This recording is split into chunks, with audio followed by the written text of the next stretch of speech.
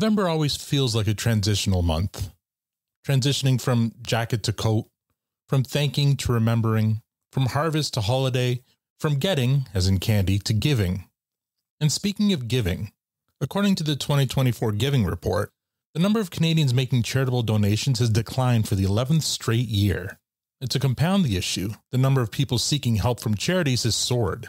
1 in 5 Canadians are using charitable services to meet essential needs. It's a bleak picture. But in some cases, there is hope, and that's where I'd like to focus this month. There are 2 major charitable campaigns that kick off this month, the Poppy campaign and the Red Kettle campaign. We're going to learn about what they're doing to increase in-person giving in a time when fewer people are carrying cash. And in the process, we're going to catch up with one of our partners. Why? Because it's just good business.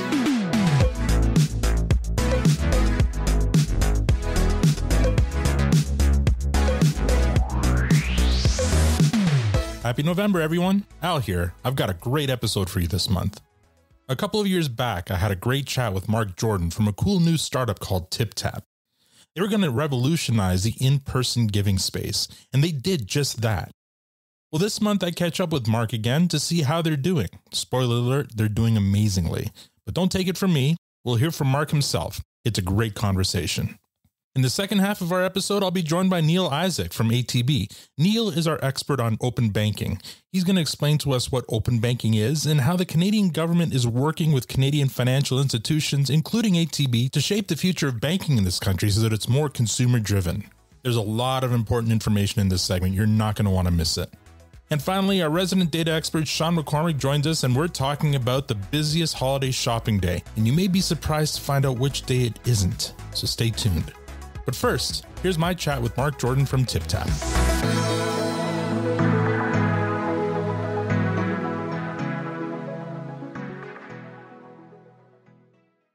I'm joined by Mark Jordan. He's the Director of Sales at tiptap. Mark, thank you so much for joining me again. Thanks so much for the invitation.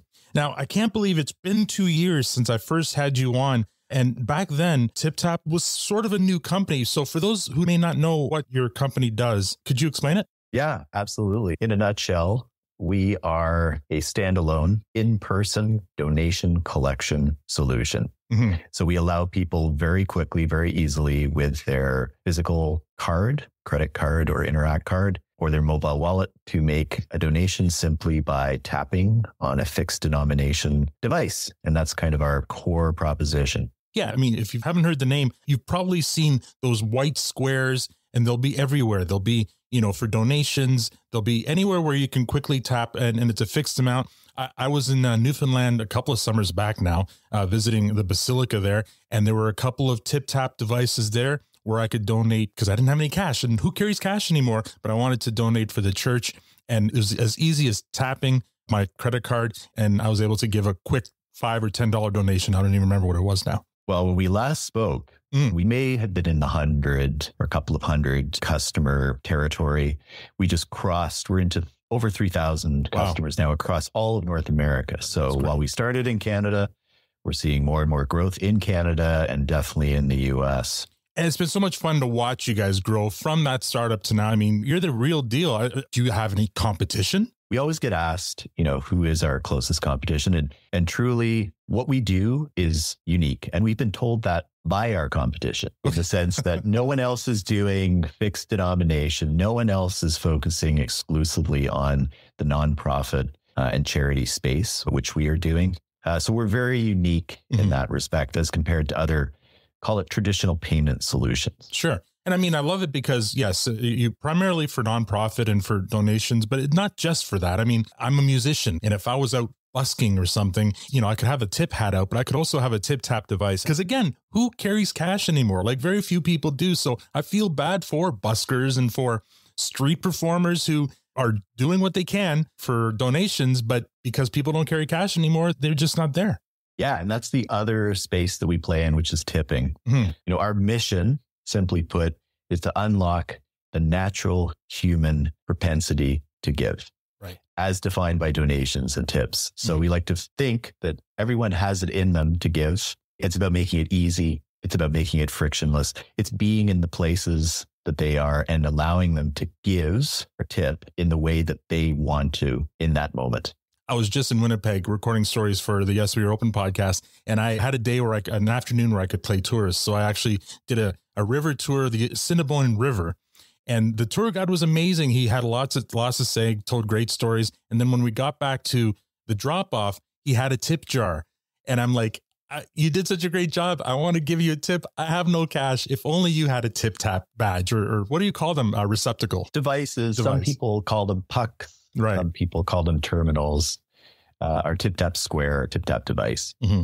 Now you're on today because, it's November and the holiday season's coming up, but there's a couple of big campaigns that TipTap's involved in. Both of them are actually nationally known and very famous. We'll start with the Poppy campaign. Once again, we talk about who carries cash anymore, but this, the Poppy campaign, it's a staple for Remembrance Day. I go to the train. There's a vet there holding the box with the poppies.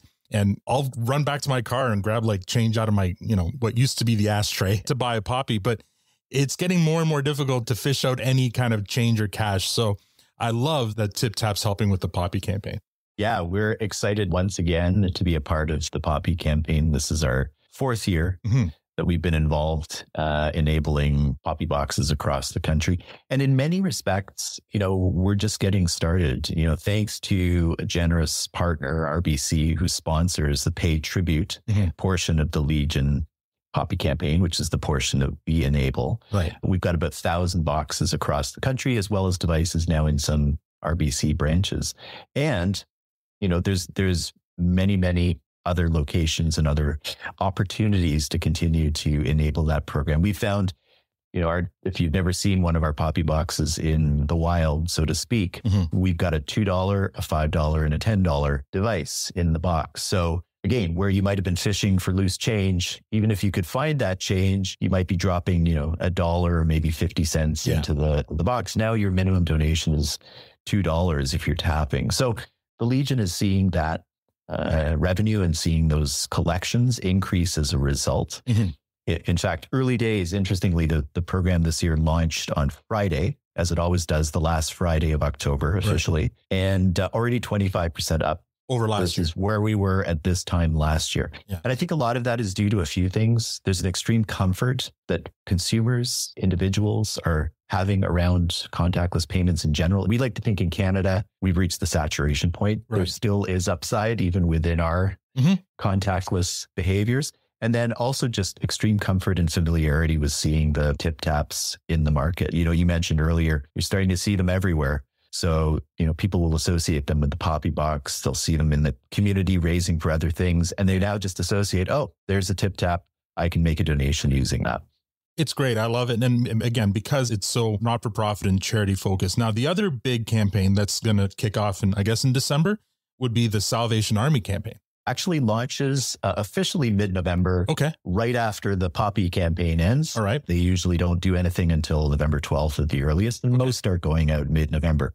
So yeah, this year again, we are, I think there's 1,800 or so kettles across the country, to the point where now people are actually surprised if they don't see a kettle that is TipTap enabled. Right. And the bell ringers themselves actually are asking internally, if they're assigned to a kettle that doesn't have TipTap, can I please get assigned to a TipTap kettle? Because they know the conversation they're going to be having, right? Sorry, I don't have any cash on me. And you mentioned, how we replace cash. Truly, what organizations are now starting to see is it's not about replacing that lost cash, but really it's amplifying and collecting a greater amount than they would have had they not had a solution like TipTap in place. That's really what we're seeing. So again, last year, the Salvation Army, with no additional devices year over year added, we're again 25% up with their kettle donations related to TipTap specifically. Those are great numbers and good to see in a good cause, especially nowadays. I think we need that more than ever, right?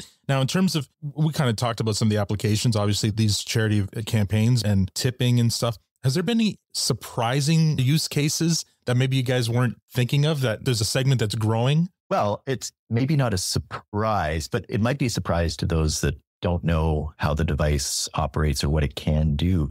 We're seeing more and more organizations use it to actually activate experiences. So the device itself takes a transaction, takes a donation, but it can also trigger a screen, for example, in a hospital on a giving wall to then play a thank you video or a video of a patient you might have helped, or in a museum setting, you might make that donation and then suddenly there's an experience that comes to life because you're able to trigger that experience through the tap. And our business is being driven more and more by those verticals. Museums, healthcare, faith-based giving are sort of three pillars for us right now. Those environments tend to be always on. So an organization putting an investment into building an installation or building a screen setup, we're seeing that more and more, which is maybe not surprising, but just it's interesting that it's taken off as much as it has. Right. I think you shared a video with me earlier this month about, was it a hospital in BC where it was the giving wall or something where somebody made a donation with one of your devices? It triggered a video basically thanking the person and showing them where their money was going to. That's right. That's exactly right. So it's again, that moment of empathy, someone's willing to tap. It just reinforces that moment, right? With a thank you, a personalized thank you from a patient or from someone at the hospital. It just all works together. And I mean, I think it's important to note that in order to take advantage of these devices, you don't have to be a large company, or even small businesses can use these really easy and real quick to implement. Yeah. And again, we don't traditionally operate as a true point of sale in the sense of paying for something. And that said, what you just said is 100% true. We work with large organizations, the scale of, the Legion and Salvation Army Canada in Canada. We also work with hundreds of small to medium charities and other organizations. So we definitely are a solution that works for any scale. Really, it's about, at the end of the day, we offer a technology solution, right? That makes it as fast to donate as cash, or in some cases, even faster. Yeah. You think about it, you're fumbling through your pocket, or you use the example of going to your car and fishing for, now you're literally tapping with your phone probably as people are using mobile wallet, and you're done. You're moving on. It's even faster than cash. So many organizations can benefit from that. It's about how they integrate that into their fundraising at the end of the day. Right? Because we provide the technology solution, they provide the strategy and thinking and the knowledge of their donor base and how this would best come to life for them. So you've done a lot of great things already in the charitable space. What's next for TipTap? Like, where can you take this? Our device started as that standalone fixed denomination in the moment. That isn't going away. In fact, we've been told multiple times that is totally unique. No one else is doing that. Where we are looking to go is really extending that or expanding that out into, think about a device as almost an on-ramp into the digital world. Okay. And we're working on initiatives and solutions that will enable that. So really our goal is to be where the donor is, always activated by in-person. Like we are an in-person solution, but you can imagine in the future a device that might allow you to actually create that on-ramp from that in-person interaction into more of now a digital relationship with that individual, an ongoing donation relationship. So that's where we're taking the solution. That's where we're moving the solution to. And it's not about replacing what we do today, but really, again, augmenting, enhancing, and ultimately trying to be in as many places that our donors or organizations' donors want to be and want to give. Well, if you're not innovating, you're standing still, right? So like you said, I think there's still so much room to grow. And I'm sure people are going to come up with even bigger and better ideas on how they can use this. If somebody wanted to learn more about TipTap and how they can make use of this device, where would they go? So you can find us online. Our website is tiptappay. That's all one word, tiptappay.com. They're also welcome to reach out directly to me if they want to follow up with any specific questions. And my email is Mark, M-A-R-K, @tiptappay.com. Again, Mark, I've loved watching the progress of TipTap since that first interview we had 2 years ago to where you are now. And I'll keep on watching. And I promise you, I won't wait 2 years to have you back. Would love that. Would love that update. Okay. And I'll include links to your website and your email address if you want in the show notes. So for anyone who wants to get in touch with Mark, he's a good hang. So he'll be able to help you out in any way you need. Mark, thank you again for your time today. Thank you so much again for the opportunity, Al.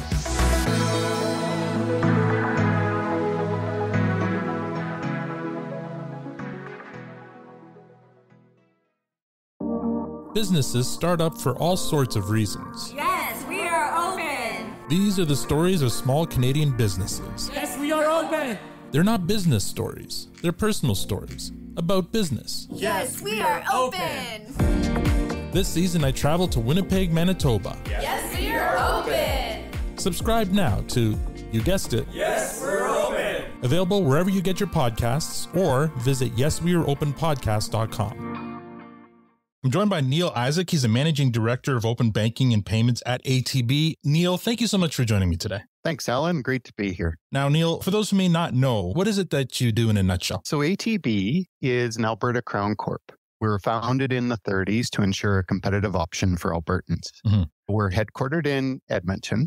ATB Financial has over 5,000 employees and over 60 billion in assets. The topic we're talking about this month is open banking. What exactly is open banking? Open banking is a global concept to enable consumers to share their financial information securely. It creates and mandates for the banks a structure to enable secure information sharing.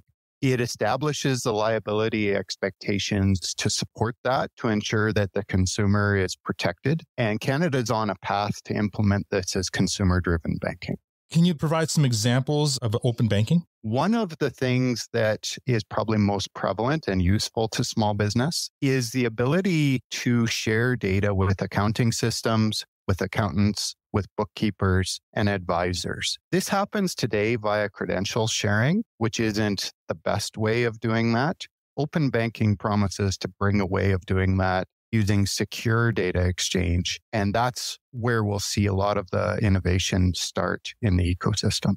So I'm thinking, for example, when you're working with an accountant or a bookkeeper, you have to share certain information with them if you're a business. But you don't want to share all your information or any information that shouldn't be shared with them, or you want to be able to manage that information beyond the point where they need it. You can unshare it with them. Exactly. So open banking promises to give a granular way of sharing information. So essentially being able to turn on and off different accounts and revoke that access. So essentially, if you change your mind or change a business relationship with somebody, you can then go in, you have the control of turning off that access. We chatted in the past and you were kind of mentioning how this is already happening in other parts of the world and Canada is only starting to catch up.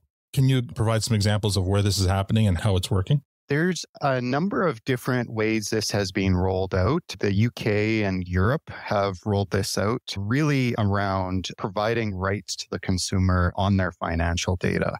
Brazil and Africa have tied it more to their payment system. So definitely it still has an element of data sharing, but it really is going farther to support a new way of doing payments and payments modernization in those countries. Mm-hmm.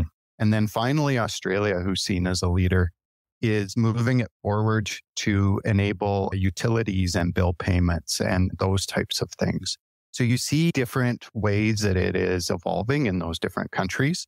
And like I said, Canada and the US are just implementing their regulated systems. What has to change in Canada for this to start happening? Essentially, the government will first change the legislation. What that does, it essentially removes the need for bilateral data sharing agreements. One of the key problems today is that everybody that shares data needs some sort of liability agreement in place. So that removes that. Secondly, we would need a system of accreditation. So essentially the standards in the system that everybody would participate in. And that's what the government is working on right now, is essentially creating the framework for how that will run. So that everyone's speaking the same language, asking for the same type of data, and also knowing which data they can ask for or isn't allowed to ask for. Exactly. Mm-hmm. So it would set up the rules for the system, the standards, sure, so that everybody is treating the data the right way and that there's a system to protect consumers in place. Is ATB part of this, helping the government write this legislation? I wouldn't say that we're helping them write the legislation. Just like all the other financial institutions, we're being consulted. Right. We're active in our discussions around what we would like to see. And we're working behind the scenes to be ready when it's available to be able to participate. What's that time frame look like? Right now, we expect that this fall, we'll see the second part of the legislation. That legislation would then move us into the actual regulations, the standards, the certification, which would unfold hopefully over the next year. Mm-hmm. And we would see the start of a system the year after that. So there's still a little bit of work to be done, but hopefully in a couple of years, we should have a new framework and then innovation can start then. Yeah, and I think there's a lot of innovation already started, Alan. Mm-hmm. Definitely, there would be a lot of fintechs in Canada that would feel this is long overdue. Right. And even ATB, we try to be on the forefront of innovation. And we would like to see this come to fruition so that we can start to offer different services, more competitive options, and advance the marketplace in a more digital friendly way. An interesting thing that you brought up last week, and I think it's probably important to remind folks who are listening here, is this is trying to make it more customer centric or client centric. It's putting the data in the hands of the clients and not of the banks or the government. It's allowing you to control your data. Consumer driven was a purposeful change of the name over open banking. Mm-hmm. The reality is, although this is attempting to open up financial data, it's far from an open system. Right. And it really doubles down on the fact that the consumer must be in control of their data and enables those controls for the consumer, and then brings those security best practices to the forefront so that everybody is using the highest security available, and that we're promoting the best security practices around that data sharing. It sounds promising and it sounds like it's well overdue, especially in this country. If folks wanted to learn more about ATB and what you offer for your clients, where can they go? Well, atb.com always has the most up-to-date information about our current products and services. For the listeners out there, I'd say there's lots of emerging opportunities to join in conversations around the future of banking in Canada. Some of the groups where these types of topics are discussed are OFNC, FinTech Canada, and the Chamber of Commerce, just to note some prominent examples. I will post links to that in the show notes for anyone who's interested in checking that out. If folks want to be part of, or at least follow along with the legislative process that's happening right now, where can they go? Yeah, that's a good question, Alan. The government of Canada is quite transparent on their progress around this and really in explaining the why and the what. Right. On the canada.ca website, if people look for Canada's consumer-driven banking framework, there's quite a good website from Budget 2024, and I would expect some new updates soon as the new legislation is announced. Perfect. And I'll include that link in the show note as well, so you can see it from both sides, from the government side and also from all the financial institutions who are trying to help shape this legislation that's going to hopefully shape the future of banking in this country moving forward. Neil, what do you hope to see the future of open banking in Canada? What we would hope to see in Canada is the legislation moves through to regulation, certification, and a system sooner than later, to then see it play a key piece of the puzzle for technology advancement around the modernization of payments and banking. That's well put, and hopefully it happens sooner rather than later. Absolutely. Neil, thank you so much for your time today. Thanks, Alan. Great to be here.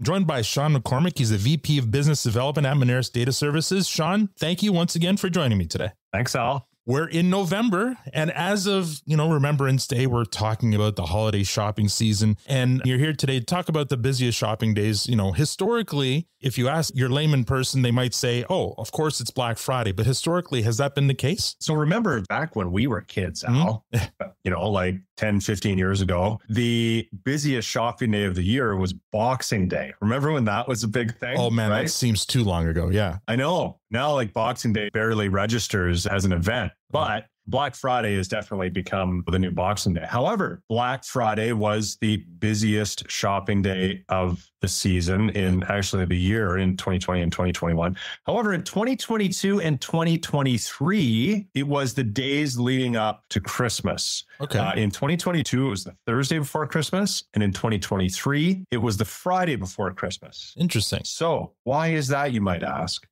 Well, Christmas was on a Sunday in 2022 and a Monday in 2023. Okay. So think about that as it relates to timing. You're 3-4 days before Christmas. You might have a couple of gifts and you're like, oh my God, Christmas is 4 days away. I got to get it. So the general takeaway there is it's the proximity to the actual date of Christmas, not necessarily the day of the week or the shopping event. Right. So what could retailers expect this year? Christmas is on a Wednesday this year. Okay. So if I'm a betting man, and I've been known to place a wager from time to time, legally, of course, I would say maybe the Saturday might be a big one this year, the Saturday before Christmas when it ends on a Wednesday.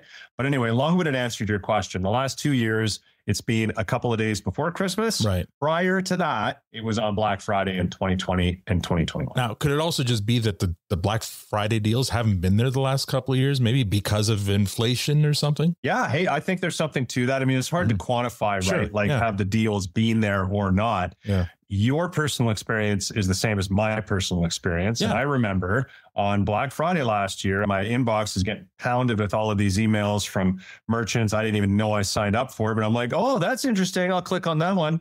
And then it's like 15% off, 10% off, 5% off. And it just wasn't worth my time. So I actually did no shopping on Black Friday last year because the deals weren't there. Yeah, I feel like I had the same thing happen to me. Now, over the last few months during this segment, we've been tracking the economic story in Canada and how it's being tied to the interest rates. And I think we've just had our second or third straight interest rate decrease. And the last few months, you've kind of painted a bit of a dire story in terms of the Canadian economy. Are things improving? Are we seeing any improvement yet? I'd like to say yes, Al, but that's just what I'd like to say. We're not seeing it yet. No. And the beauty of our data is that it's so fresh. It's up to a week old, right? There's no other consumer spending data source out there that is as current as ours. Yeah. And we're just not seeing it yet. This Christmas will tell a very interesting story. Yeah. I mean, inflation has backed off. Yep. That's what we see in the news. It's what we see in our data. And it seems like that's what I'm seeing when I go out and spend money as a consumer. I'm not shocked when I open up a menu at a restaurant anymore. Sure. Now the prices haven't gone down. No. Appetizers are still $21, but they're not 25. Yeah. So that trend seems to have subsided. But the growth, I've got access to quarter-over-quarter data like Q3, which we just finished up 30 days ago. So Q3 of 2024 for retail versus Q3 of 2023 for retail. A lot of regional variances there. So Ontario is having a tough time. It's plain and simple. Like there's no sugarcoating it. Year over year, Ontario in September in retail was down 9% versus the year before. That's total volume of dollars being pumped through the Moneris pipes. And by the way, that's using same store methodology, right? So we're not counting new merchants that just joined us or merchants that have left us or gone into business or whatever. That's same store methodology there. So down 9% year over year. Yeah. That's not good. Now, on the flip side, like Quebec seems to be doing a lot better. In July, it was up 12% year over year. Oh. In August, Quebec retail was up 10% year over year. September dropped off almost flat at 3%. So definitely some regional variances there. But overall, the overall number, looking at September for Canada, year over year was off 3%. And that's substantial. Yeah. Again, there's no way to make that look good because, it's off 3%. So the holiday season is going to tell a very interesting story this year. It'll be interesting, and I look forward to hearing what it has to say next time we have you on. Thank you so much for your time today, Sean. You bet.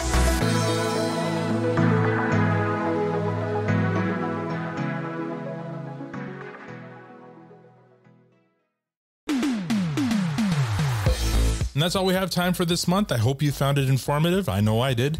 And now before I sign off, I'll post links to everything we talked about in this podcast in the show notes. If you're listening right now and you have any questions about anything business related, you can email us at podcast@moneris.com and we'll try to answer them in future episodes.